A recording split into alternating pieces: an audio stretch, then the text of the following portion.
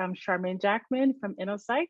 I'm so excited to be starting Thriving Thursdays again for this month, Mental Health Awareness Month. As you know, InnoPsych is we're excited about being able to be here and honor and celebrate this month and raise awareness around mental health concerns. So our first guest for May is Dr. Erica Lee. She is an attending psychologist at Boston Children's Hospital, where I trained many, many years ago. So we're really excited to have you be part of our conversation. Before we get started, I just want to share a little bit about InnoPsych for those of you who might be new to us. So InnoPsych is an organization that is charged with disrupting racial inequities in mental health. We do a lot of different things. Our signature product is our Therapists of Color directory that features therapists of color around the country. And our goal is to really increase accessibility and destigmatize access to mental health services. So if you are a therapist, we invite you to join our directory. And if you're looking for a therapist, we invite you to search. Shauna, one of our member engagement specialists, will be sharing some of the links in the chat. So that's a little bit about InnoPsych. In addition to our directory, we provide a platform for therapists and mental health professionals to share their businesses, share innovative things that they are working on, and also ensure that we are making them more visible in the community. And connected with that is making sure we're also providing educational programming around mental health and wellness and accessing therapy. So that's our website. I also want to share, we have a blog which we started a couple of months ago, and it's really, we're really promoting, again, really educating the community around mental health topics and ensuring that you have engaging ways to connect with us. So we encourage you to check out our blog. And forgot about this one. This is a very important one. We have our 2021 Therapists of Color campaign. And our goal is to make sure that we can feature 2021 therapists of color in 2021. So again, we're looking to really grow our network and ensure that we can really meet the need. We are seeing, particularly in light of COVID and all the racial injustice, we've seen a significant increase in the demand for mental health services. We want to make sure that we are able to meet that need. So that's a little bit about us. So I'm going to stop sharing the screen right now and just kind of start our conversation. So some of you have been here before. This is really an opportunity again to kind of hear from a mental health professional, their journey into the field. We also talk about something that they've struggled with personally and what they do to cope. So we're going to kick it off. Dr. Lee, we're so excited to have you here. In addition to being a psychologist at Children's Hospital, and she'll share more about what she does, we also work together on a couple diversity, equity, and inclusion programming through the Mass Psych Association. So I've gotten to know her well, and we have a very engaging conversation today. So why don't you, everyone, I always start with why. So tell us what led you into the field of psychology? What was your journey? And share also a little bit about what does your day-to-day life look like as a psychologist? Yeah, thanks so much for having me, Charmaine. Nice to see everyone. Okay, so journey to psychology, not a very traditional one in that I really didn't know a lot about psychology until I got to college. It obviously wasn't something that my Chinese family was talking much about at home. I'm not sure if they even still to this day kind of fully understand what it is that I do. But I really didn't know a lot that psychology was sort of a discipline or a field that you could pursue. And I got to college, and I took an intro to psychology class, and I was pretty, I guess, maybe stereotypically hooked. It really fascinated me that there were all these ways in which you could just learn about how people interact with each other, how people think, what goes on in the world, all these very basic psychological phenomena that impact our day to day. And I was especially drawn to thinking about how to treat mental illness and how to promote mental health. So I majored in psychology in college. And then afterwards, I actually lived here in the Boston area, and I was doing some research and kind of figuring out, what do I want to do with the rest of my life? Do I want to pursue psychology as a career? How do I figure this out? And actually, the thing that got me sort of hooked on saying I want to go to graduate school for psychology was not actually the research I was doing, which was on the genetics of schizophrenia. So very different than what I'm doing now. It was actually because I was involved with a nonprofit organization here in Boston. So I don't know if any of you have heard of it, but it's called Aspire. So Aspire stands for Asian Sisters Participating in Reaching Excellence. Always impossible to come up with those acronyms. And what it is, it's a nonprofit that's really focused on supporting Asian girls and women. So starting all the way in high school and then all the way up through your professional career. And it was interesting because I got involved in this organization and I started talking to a few, it's all volunteer run, started talking to a few of the other women that I was networking with here in the Boston area. And one of the things I started thinking about was at that time, Aspire had some really fantastic programs for women who were in college and then early career professionals, mid-career professionals, et cetera. And my thought was sort of, well, what happens for the girls who don't make it out of high school, who aren't sure how to navigate the transition from high school to college? So I actually started a youth leadership program through that organization that was really focused on Asian American girls, high school girls, and specifically girls from underserved backgrounds, because just thinking about Boston and how rich, this area is, how many different pockets there are of different Asian American communities, a lot of them were really just sort of being ignored, right? So thinking a little bit about the model minority myth, which tells us that, Asians are sort of the ideal minority group and they're all uniformly high achieving, successful, well off, agreeable, et cetera. And that experience, honestly, changed my life. It really made me think about how many different types of backgrounds people come from, and what it's like to not know how to navigate getting from high school and figuring out what is everything that's happening in high school about. Well, do I want to go to college? What would it mean to go to college? What happens if my family doesn't understand what that's like, or my family doesn't have that background? And so it was a really humbling and amazing experience. And from that, I really kind of started thinking about, well, what happens? Great. This is great if you can kind of help these girls in high school. Obviously, we can go even earlier and earlier, right? Right. So what happens when we really start thinking about risk and resilience way before that? So I went to grad school. I went to grad school focused on actually working with underserved Asian American immigrant families. And really focusing on children and adolescents. So that's kind of how that sort of backward piece went. It started with psychology, but then it was really kind of the community work that hooked me in. Great.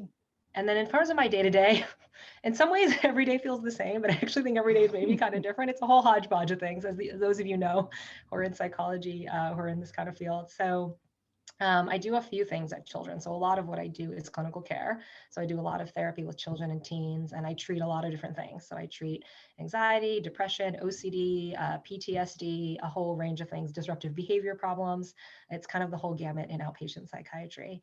And then a portion of my time is actually spent doing teaching and training, which I love. So I do a lot of teaching and training with people across the hospital, but also with both our psychology and our psychiatry trainees within the department.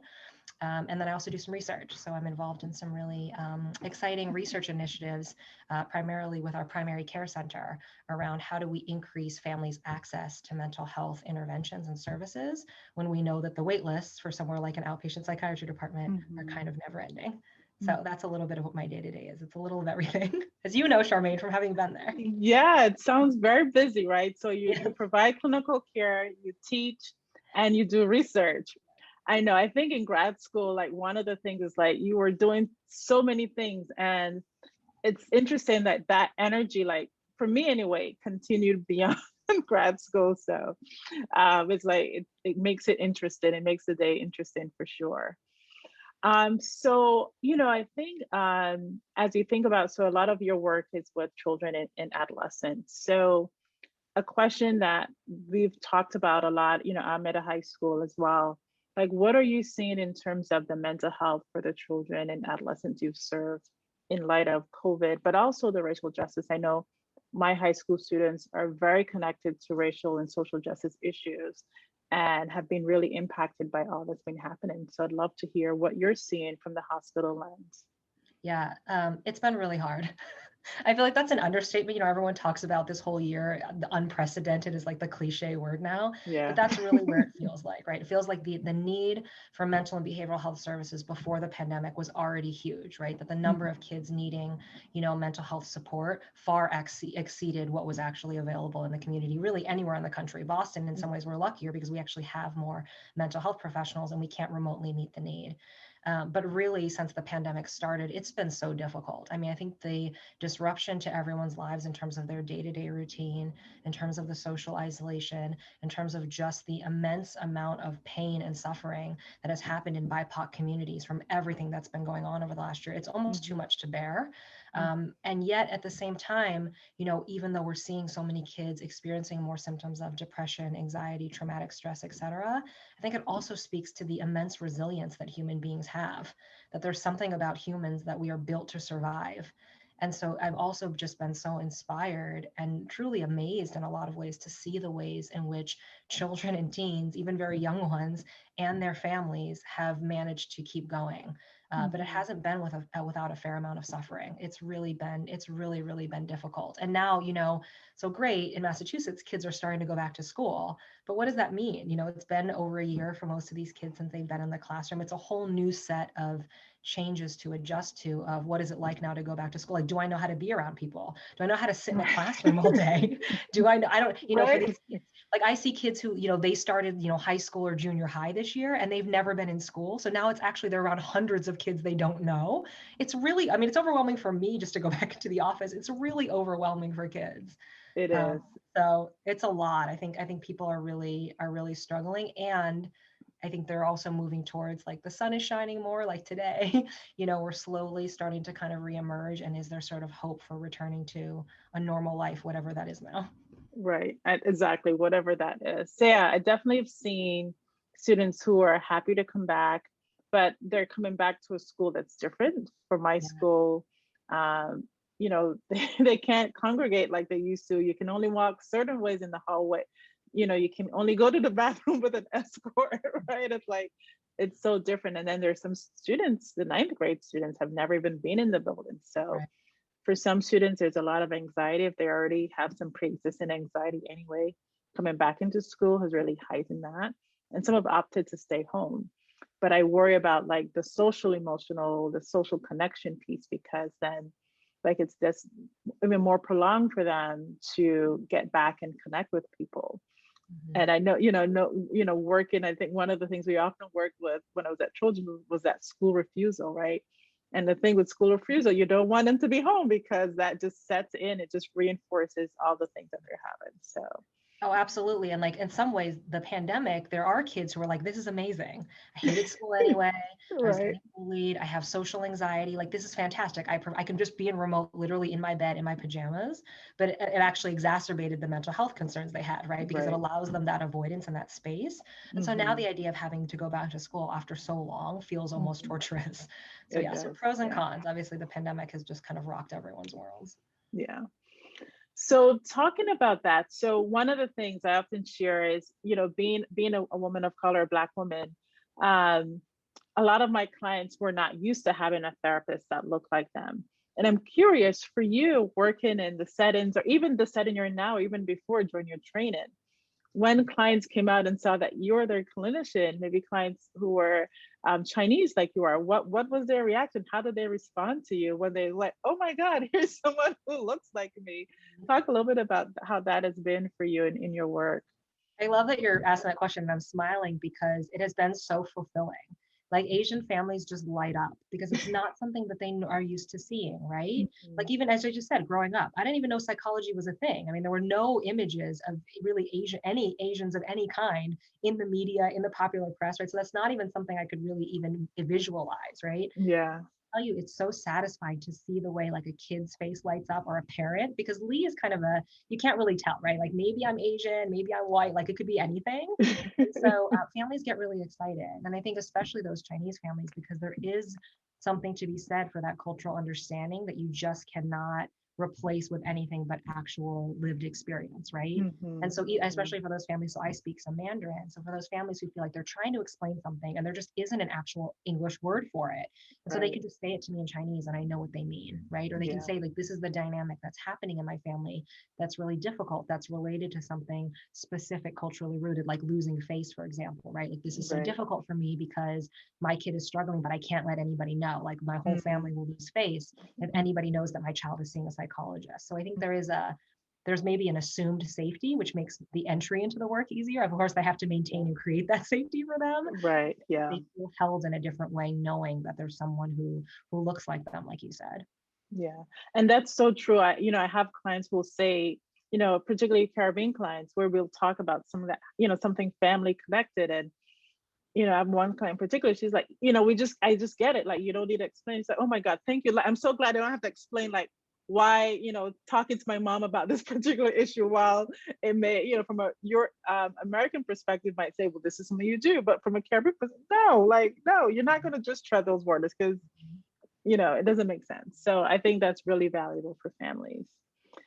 So one of the things that, well, yeah, let me go this way. So tell me some things that you enjoy about your work, right? Part of our conversations as well. I know we have some mental health professionals on here. We also have young people who might be interested in the field, or parents who may have children who are interested in the field. And one of the things that we're trying to really promote also is that a career in psychology, a career in mental health, is a viable career. You can make a living. And particularly given what we've seen through COVID and the demand for services, is going to be really a profession that's going to be really in high demand. So I'm really encouraging people to think about mental health as a career. But I'd love to hear like the one thing that you really enjoy about your work, and something that's a little bit challenging. Oh, the challenging list is quite long, Charmaine. I really like that you asked one thing. Yes. Because I think it's also really good for me to reflect on that, right? Mm-hmm. Because now is a tricky time for mental health professionals too, right? Like we're all in it too, like everybody else. Oh and my sometimes gosh, it's hard for me to remember the reasons I love this work. So I really like that you asked this question. I think the biggest thing is the connection, right? That there is something about, and this has become even more and more important during COVID, where we're all so isolated from each other. And there have been so many things going on that have felt so unbearable for people. Having that connection of just sitting down with people and making space for them to be whoever they are, and be whoever they are in that moment, in that day, in that week, to say like, I'm here and I witness what's happening for you, and you're not in this alone, and let's figure it out together. I think there's something so meaningful and just human about that I hope I never lose touch and sight of through the work, that I feel like is really powerful. So that's an immense privilege, right? It's an immense privilege for me to be given that right to sit there and create space for someone, and for them to open up and say, this is what's really struggling. I think especially when it comes to children and teens, and then their parents, right, who are also struggling through this. So I think that's the thing that I love most about it, is being able to connect to people and feel their humanity and provide some of that humanity back.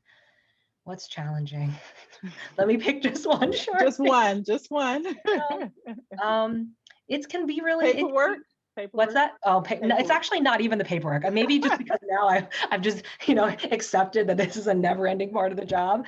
I think it actually is the flip side of that, right? Is that being human and being genuinely connected to people and holding space for their pain requires that we access those parts of us that are also vulnerable, right? That in order to give genuine empathy, I need to be able to access those emotions in myself. And that's hard, right? So I think that's always something. I remember when I was in training, I struggled a lot with this, of like, could I really do this as a career? Like, how would I always be able to refill my own bucket, right? To make space for others.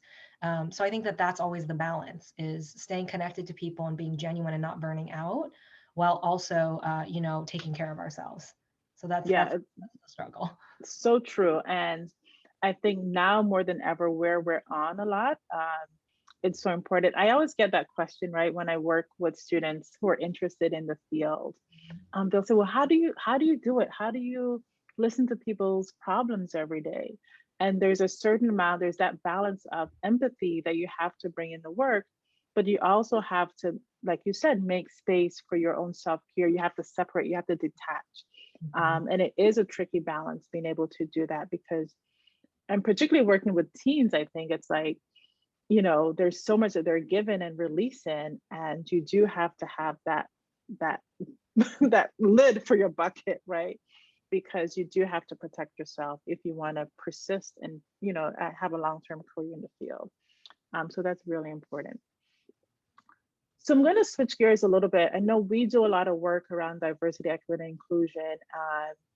And one of the things I know we talked about a little bit earlier. So we have to talk about what's going on in our country, right? The anti-Black racism and now the anti-Asian racism. How, tell me a little bit about how that is connected with your work. And I know we talked personally as well. There's some personal connections for you there in terms of how are you navigating all this space and what's happening around the country. And as we were talking about earlier, we're in this place where as mental professionals, we're supporting our clients who are navigating these really tricky, heavy topics, but we're also experiencing it at the same time as they are, right? And so there might be times when we're working with a client where we might have had an issue that they've been dealing with, but we've had some distance. But right now we're like, the client is experiencing and we're right there with them. We may not have even like processed some of the things that are happening because it's just like every day, every hour. So tell us a little bit, how are you navigating all that's happening in this space, particularly around anti-Asian racism and violence? It's a hard question to answer because I'm not quite sure I figured it out yet. I don't know that any of us have figured it out. Right. There's such a thing as figuring it out. It's been really painful, right? I think it's been really, really painful the last several years, right? Because it's not just over the last year and even just since COVID, right? Like we as a country have been, we've been going through it as a country for hundreds of years. But even just like, since the last presidency, there's just been so much that's happening and so much that's been put on BIPOC folks in terms of just surviving the day to day. And I think that you make such a good point that as a mental health professional, right, like we are making space to hold that pain, which, as I was saying before, is an immense privilege.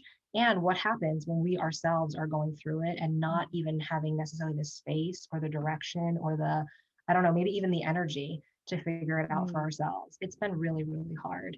I think that, and I think especially, our field is predominantly white. I think that's also important to recognize, right? So it's that even within the field already, you're sort of navigating it as a BIPOC female and trying to figure out like, when do I speak up? How do I figure out how to navigate this? That's the stuff that's like on the day to day. Then you add on all of the intense vitriol and sheer violence and life-threatening stuff that's happening all around the country, and it becomes a whole different situation.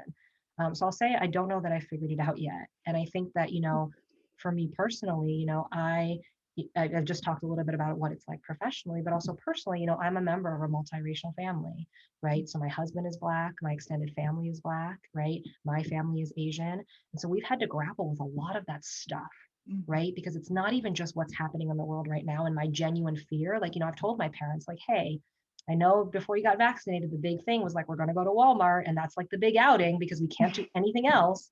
And now I'm really like, do you have to go? Right? Because my parents also live in an area that does not have a lot, pretty much no Asian people. So they're going to stand out, right? They're going to be very obvious targets. And they're also older, which has been also one of the groups that's been particularly targeted. And so there's that fear, right? And then with the Black side of my family, it's been a lot of processing, like, what is this current iteration, because it's not new, what is this current and very visible iteration of the violence? What does this mean, right? So talking with my sister-in-law, for example, so she's a Black woman, also in the medical field, she has a son, and he's pretty young now, but what is it going to mean as he gets older? Because he's going to be, seen as an adult really soon. It's not going to take many years before he's treated as much older than he is. And what is that going to mean for my husband, right? Like, I get nervous when he's out of the house and I haven't heard from him in a little while because I just don't know, right? And thankfully, he's been safe, but I don't know what's happened to him. I don't know if he's been stopped by the police. I don't know if he's run into someone at the grocery store, like what's going on. So I think that kind of day-to-day piece has definitely been something we've all just been trying to understand. And that's, of course, against the backdrop of just the historical tensions between Asian and Black communities, which is so complicated. And again, painful. Painful is going to be my word of the day, Charmain. I can't think of a better word to use, right? Is so painful and so complex, right? And even in my family, thinking about melding those two groups, there's a lot of history there. There's a lot of history there that we need to sort through and understand. And we have to know that history in order to figure out what we're going to do about it. And so that's definitely come up in my personal life. It's come up professionally because the kids want to talk about it. Even young kids, they'll say to me, they used to say things like, I'm worried Trump's going to deport my family. I've had like 8, 9-year-olds say that to me. Now it's sort of like, what's going to happen? Like, if I'm just out on the street, like maybe I don't want to go back to school because I have to take public transportation to school. Then I have to walk a little bit. What if I get stopped by like law enforcement, right? What if someone attacks me and, calls me like racial slurs because I'm Asian? There's a lot going on. So I think what I'm trying to do is just be there with my patients, be there with my friends, be there with my family, be there with my community to say, we're in this together. Like, I don't know the answers either, right? I've got some tips, and you know, I think a lot of times families will look to me as the expert, as like the mental health professional. I'm trying my best to give them the tips that I can, but I also think Yeah, there's power in just sitting there with them and saying, I'm in it too with you. And I feel your pain. And I also sometimes don't know, because I think that piece is also important of like, we want to reassure them. We want to keep kids safe. And we also want to let them know, like, we're human and it's hard for us too. right, We're not immune from this, right? Like there's that distance and there's also that similarity. right. That honesty and being open and yeah, like, because you don't want to be dishonest with them, but like everything's gonna be okay, right? When we can't guarantee that for ourselves, or we can't guarantee that at all. Right. And we want to validate like your fear and your worry and Mhm, your just like feeling uncertain about your place in the world and what it means to be a BIPOC child, teen, parent, whatever it mhm, is mhm, legitimate, right? mhm. That is what the world teaches you. That's the society that we're living in. And always the and, what are we going to do to help you cope? What are we going to do to help you feel empowered? What are we going to do to help you feel safe day to day, even in like an unsafe world?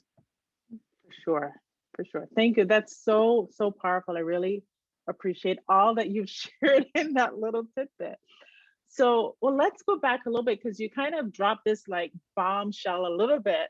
So we can't just leave that there, right? So you talked about this history between Asian communities and Black communities, right? There's this history. So say more about what that is, and again, given your identity and kind of your kind of bridging these two communities within your family. What does that mean? Like, how have you navigated some of those difficult conversations within your family?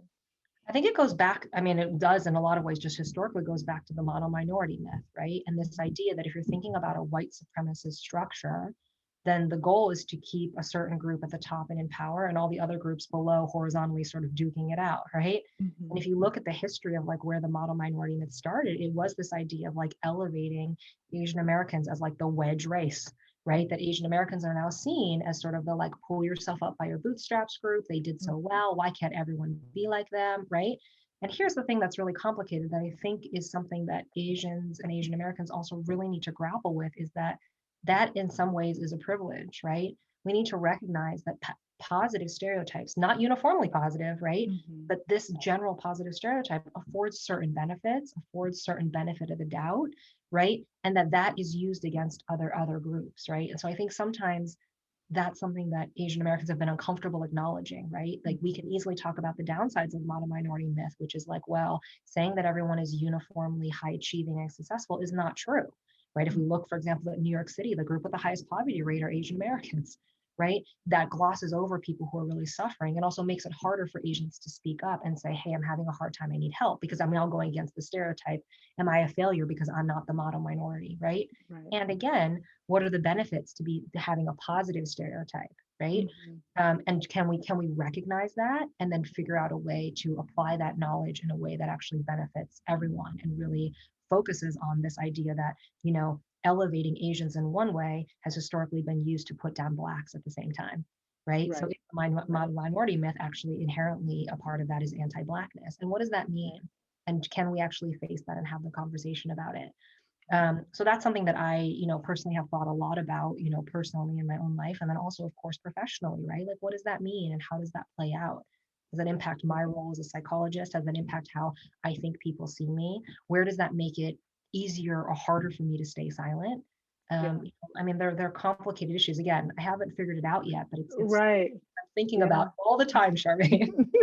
No, it's true. And I actually had this similar conversation with a client today, a consultation client, because it's like you said, right? Being the model minority, then that meant that was a privileged position. And that meant that you were then distancing yourself from the other ones, right? You did not want to be associated with them. And we see that even within the Black community, right? In terms of lighter skin and or your country of origin, right? So all these ways in which we try to other each other, it ends up being so harmful. And now we're in this position. It's like we need to come together, right? But there is, if you think about systemically, right, there is there's a benefit if we're all fighting, we're not unified. right? And so where is that coming from? So we have to really be mindful of that. Yeah, and even just sorry, can I add one more thing? Yeah, go ahead. Yeah, What I was sure. thinking about as you were talking is even thinking about like what's happening in the media that reinforces these kinds of structures and stereotypes, right? So obviously there have been these horrific and almost daily incidents of anti-Asian violence, right? That are like, I mean, we're talking about grandmothers getting pushed to the ground and getting their heads stomped on. I mean, we've just gone so beyond the bounds of humanity and what people think is acceptable behavior in this country, right? And one of the things that's interesting is I follow some Asian news sources, and they obviously have been giving much more attention to these kinds of incidents in the mainstream media. And I've had conversations with people who they've only heard about Atlanta. They haven't heard about any of the other stuff that's been going on all year, right? But what's interesting is I also noticed that there's a tendency to elevate the stories where it's, a person of color being aggressive towards an Asian person. But those are the minority of the incidences. Right. But if you think sometimes if you were to look at the media, you would be like, oh, look, what's actually happening is Black people are attacking Asians. Some of them are. It doesn't make that okay. And we're not excusing that. Right. And that's not the full picture of what's happening here. Right. So it's really easy, I think, for people to slip into those narratives and for people to be uninformed, including people in the community. Right. Because everyone is consuming that media. It's not just people from a certain group. So I think that's another way in which this kind of plays out, where there's all this horizontal duking it out, which makes us all lose sight of the bigger picture, which is that the solidarity is what's needed. Right. And it's so interesting. I was listening to NPR the other day, and it was after 9, so it was the UK version. And the same things are happening there. I'm like, what is wrong with this world? Like, it's like, for some, in my mind, I thought this was isolated to American society, but it's everywhere. And it's like it's mind blowing. Like, where did we get that other people are not as valuable or less human, and that we could treat them like it's unfathomable. So thank you for sharing that and sharing your own personal story. Everyone who's been here, we go there with our guests. So thank you for being able to participate and engage in that conversation. One of the things that we also talk about is health and healing. And as we just transition, if people have any questions before, actually, I think there are a couple comments. So let me just pop there first. There's a question from Denisha asks if you're a bilingual clinician. This is a great question. I don't know that I'm fully bilingual. Like I probably wouldn't feel like that comfortable doing therapy entirely in Mandarin because I know I would miss some things, but it does come in handy. There have definitely been ways I've used it, or I've had parents who, they feel comfortable enough with their English fluency that they don't want an interpreter, but also want to talk to me sometimes in Chinese. And that's doable for me. I can speak back to them in Chinese, they can talk to me, but it's a great question. And I've thought a lot about like, do I need to go back and like take some classes and like really get there, with all the free time in the world. Right. But I have been thinking about it. So I love that you asked that question. I'm not there yet. Maybe one day I will get there. Great. And we have people coming in from Baltimore. One of my friends from Barbados. My mom is on here. There's a question. There's a question from Debbie. Okay. Well, a comment, I should say. Thank you for your honesty on this because it's very real as it's something I've observed. I think this when we were talking about anti-Black, anti-Asian, or within the divisiveness within our groups. She said, I've observed and been on the other end as a Black woman when cultures or people of color extend the same prejudice to Black folks.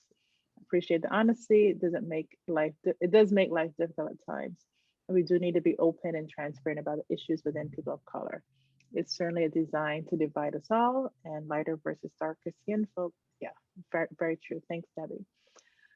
So yeah, if you have any questions, we'll go for a little bit more, and then we'll open it up for any questions or comments that people have. So yeah, another aspect of these conversations and where we always want to end is, I use this quote, I share this quote from Maya Angelou. She talks about the great perversity of life is that in the struggle lies the joy.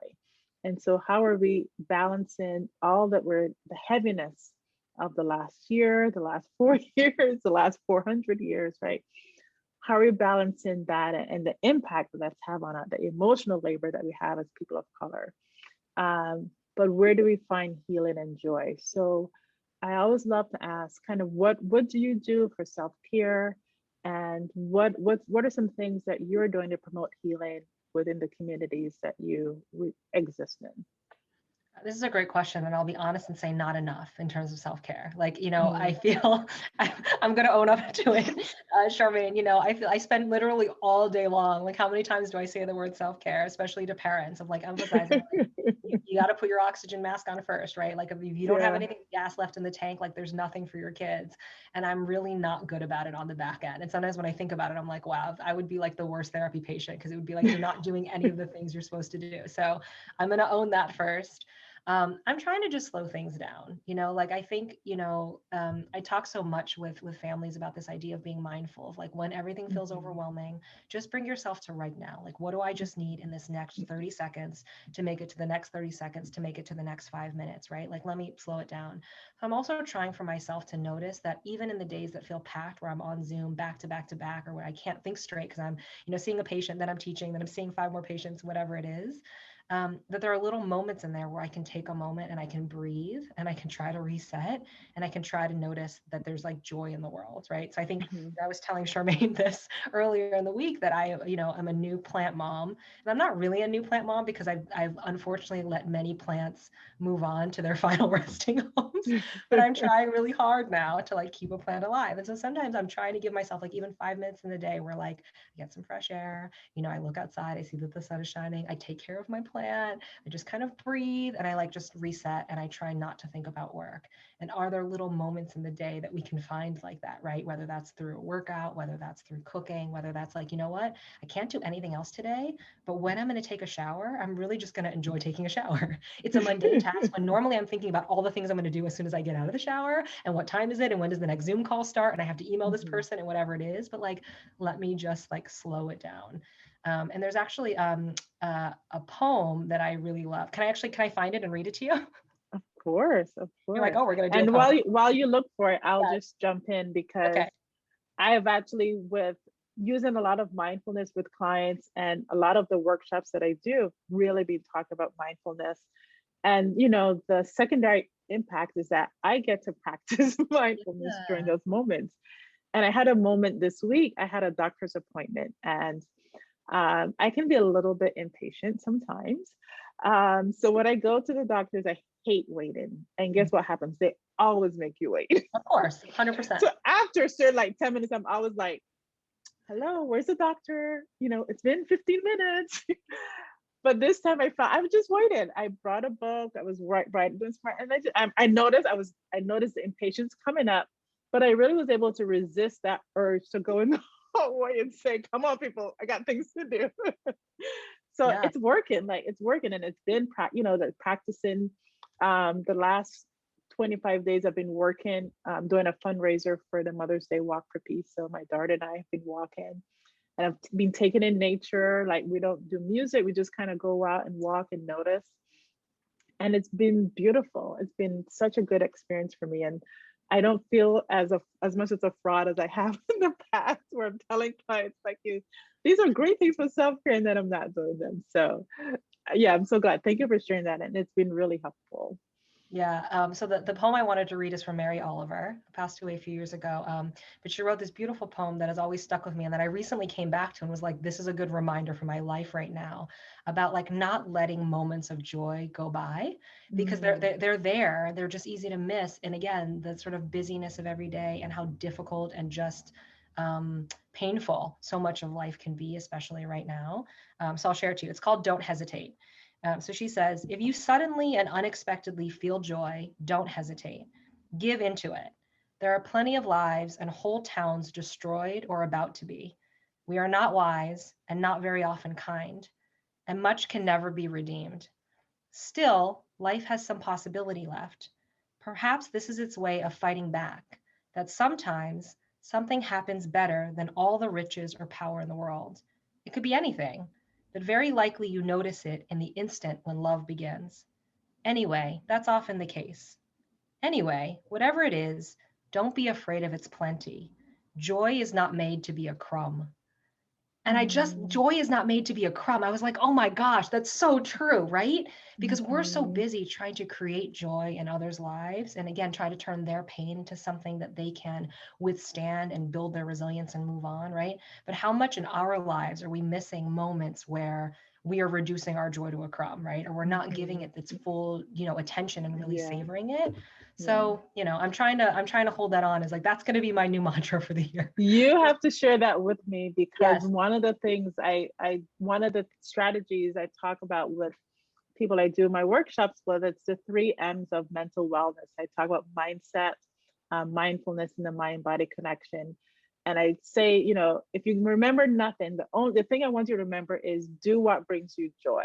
Yeah. So I just love that you brought that point, because it's like, it is about finding those joyful moments and just enjoying it, right? And I think sometimes we're so hard on ourselves, we're so busy, we're so serious, that finding that joy and just reveling in it feels like we're distracted from our mission or whatever it is. So thank you for sharing that. And yeah, we're gonna have to get that poem, because that's beautiful.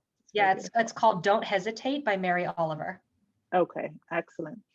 So I want to open up if there are any questions that you have for Dr. Lee, for us, any comments you've had from our conversation. And while we're doing that, I do want to, I forgot to show the slide, but we are in the midst of, in addition to our Therapists of Color campaign, there's a survey that we're doing that's called My Therapy Experiences. And it's really just gathering people's experiences with therapy. What did you learn about therapy as a child? Like, what were those messages, if there were any? So I know Sean is going to post that in the chat. So it's pretty quick, but we'd love to just get your experiences, and we're going to use that data just to share out kind of what are some of the messages out there, and also like what are people's preferences about therapists? Do you want someone from your own cultural background or not? So it's been really fascinating to see all the responses from the people who've completed it so far. So yeah, any questions for Dr. Lee? Let's see what we have in the chat. You're welcome to on mic and share, or you can post it in the chat. It's up to you. And again, it could be a question, it could be a comment, anything you want us to unpack a little bit more. May I ask a question, please? Of course. Can you say your name and where you're zooming in from? I'm Debbie. I'm zooming in from Boston. All right, not too far. No, not far. Okay, I'm sorry. I'm just going to plug in my headset for a minute there, so you might hear a little click. Can you hear me? We can hear you. Okay, I think that's much better. Okay, thank you so much. This was a great conversation. Thank you, Erica. And that poem was wonderful. I have a question. It spoke on joy. You did talk a little bit about joy, and I was actually thinking about it, joy and happiness, and just looking at both. And joy is so much more lasting and more in depth, I think. And I was just wondering, how are you translating that into your counseling work now? I mean, the times are so joyless, you know, and people coming in. I mean, there's this extra burden that it's so hard to cultivate that joy. So how do you translate that to your to the folks that come to you, and you're sitting in front of them and just trying to encourage them to take that joy path? Yeah, it's a great question, Debbie. Thanks for asking it, because you're right. Life does feel so joyless so many days, right? And that just feels so draining to have day after day where everything just feels hard. And so how do we push through that, or how do we have some moments of joy? So there's kind of a few ways, right? So one way is just when we look at someone's week, do they have actual time carved out? And this is for kids, but also for parents. Do they actually have time carved out that they treat as sacred in any way that they can? Again, 5 minutes here, 10 minutes here, 20 minutes here. That's just for them to do something that's not work related. Maybe for parents, it's not kid related. That's just for them, right? Whether that's like, you know what, I'm going to sit here and I'm going to have my morning cup of coffee, and I'm just going to breathe, and I'm going to listen to some music that I like, and I'm not going to do anything else. I'm not going to check my email at the same time. I'm not going to be having a conversation. I'm not going to be making a list or trying to help my kid do something. I'm just going to try to make these few minutes for myself. For kids, let's think about the things that you actually like to do. And is there a way that we could do them even in the context of the pandemic? Right? So, are there things that you used to like to do that actually you've just kind of stopped doing and didn't realize it? Are there things that you like doing once you get into it? But the barrier is I just can't get myself started because I haven't thought about when I'm going to do it, how I'm going to do it, whose help I need to do it. Right? So, can we actually, again, almost like schedule in pleasurable time during the week? The other two things that I try to do with families are to actually think about how to, when you have a pleasurable experience, how do you extract as much possible happiness out of it as possible, right? So this is a positive psychology strategy called savoring, right? So this idea that like when we have moments of joy, they are often crumbs, right? Or we treat them as crumbs and we kind of gloss by them because again, the mountain of pain, the amount of stress, the amount of joyless things going on far exceeds sometimes what feels joyful. But can we actually try to take that crumb and expand it into, let's say, a whole muffin or a whole rock of joy, right? Of like, actually, let's think back to what that positive experience was. And can you even just try to relive it in your head or really be fully present and mindful in that experience when it's happening? So you're actually, again, extracting every little possible bit of joy out of it. And then the third thing I'm thinking of that's also, again, a positive psychology strategy is the experience of awe. So I don't know if any of you have read this research, but what the research shows is that when human beings have the experience of awe, and usually that's something with like nature, right? Like, have you ever been somewhere that was just so beautiful? You've seen a beautiful sunset. You've really looked at a flower or, a picture of something and just been like, wow, that's like amazing or beautiful.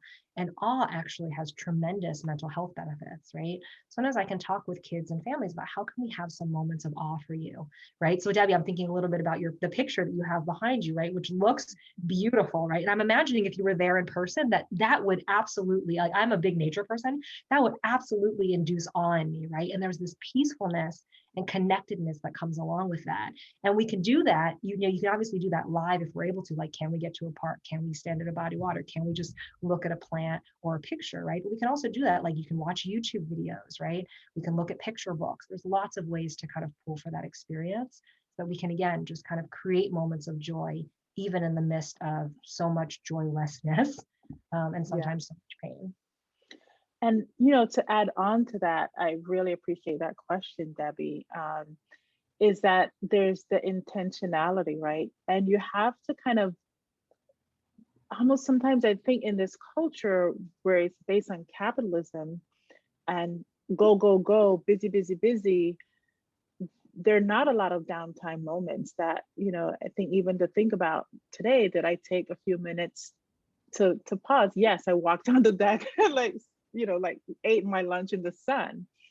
But for many people, that's almost a luxury, right? So I want to just name that. And so how do we start to spread this message and these messages? How do we educate? Because I think that's part of it.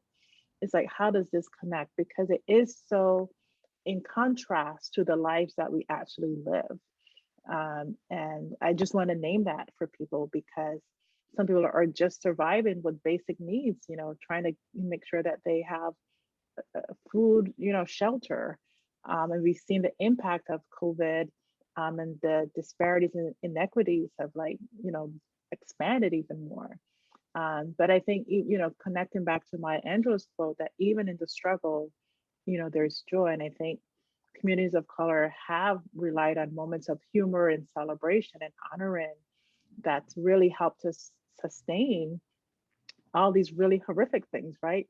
That we've always come back to community and belonging and connecting. And I think that's, again, I think that's central to the joy. Like I think of the carnival in Barbados or different moments that really allow us to just kind of let go. When my husband's Haitian and he'll say like, regardless of all the struggles that they're having, like Christmas and carnival are the safest times because people they put away all the heaviness and just be in those moments of celebration. So I just kind of connect that's kind of where I went with that question. It's like, it is hard. And how do we have those moments? It's really about making sure I love the savoring and the awe. That's really, really, really, I'm connecting with those things. Thank you. So I can't believe we're out of time.